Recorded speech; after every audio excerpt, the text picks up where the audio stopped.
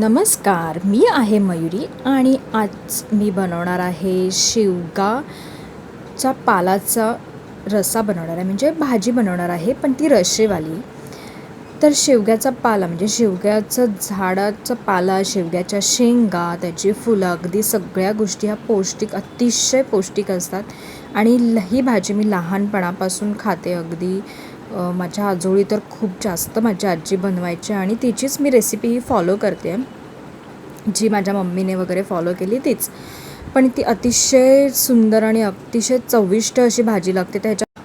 तर मी तेलामध्ये लसूण, मिरची, कांदा हे सगळं परतवून घेतलं आणि त्या फोडणीमध्ये मी पाणी ॲड केलं. तर तुमच्याकडे जी भाजीची क्वांटिटी आहे ना, त्याप्रमाणे भाजीसाठी पाणी ॲड करायचं आहे. आणि सगळ्यात मेन म्हणजे आपल्याला त्याच्यामध्ये एक इन्ग्रेडियंट टाकायचं आहे, ते म्हणजे पापड खार.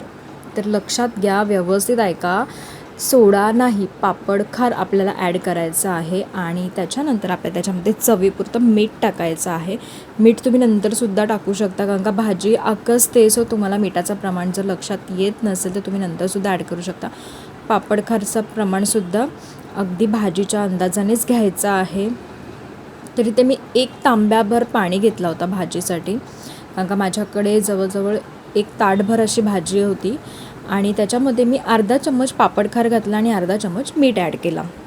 तर अशा प्रकारे एक उकळी घेतल्यानंतर मस्तपैकी आपल्याला ही शेवग्यांच्या पानांची भाजी त्याच्यामध्ये ॲड करायची आहे आणि तिला मस्त अशी लुसलुशीत शिजवून घ्यायची आहे. आणि ही अशी मस्तपैकी शेवग्याची भाजी रेडी होते. तर लहानपणापासून ही भाजी मी खात आली आहे, जो मला खूप आवडते. तुम्हाला कोणाला ही भाजी आवडते आणि कोणी लहानपणापासून खाल्ली आहे, नक्की कमेंट करून सांगा. आणि चॅनलला लाईक करा, शेअर करा, सबस्क्राईब करा आणि फेसबुक चॅनलला फॉलो करा.